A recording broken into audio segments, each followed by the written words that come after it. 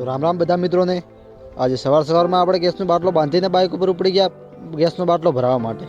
ઘરેથી થોડા આગળ આવ્યા તો આપણા રસ્તાનું કામકાજ ચાલુ હતું, ત્યાં થોડી વાર ઊભા રહીને આવી ગયા સીધા ગેસનો બાટલો ભરાવવા માટે।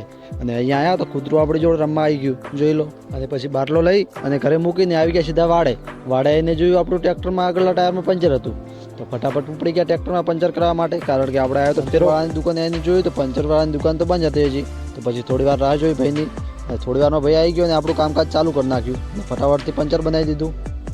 અને પછી આપણે આપણું ટ્રેક્ટર લઈને ઉપડી ગયા જોરાપુરા ખાલી કરવા માટે। ત્યાં જઈને જેવું ખાલી કરવા ટ્રેક્ટર લગાડ્યું ત્યાં તો મહેન્દ્રનો ફોન આવી ગયો, આપણે જવું છે લાયસન્સ કઢાવવા માટે। તો આપણે ફટાફટ ટ્રેક્ટર લઈને આવી ગયા વાડે ટ્રેક્ટર મૂક્યું। એટલી વારમાં મહેન્દ્ર વર્ના લઈને આવી ગયો મને લેવા માટે।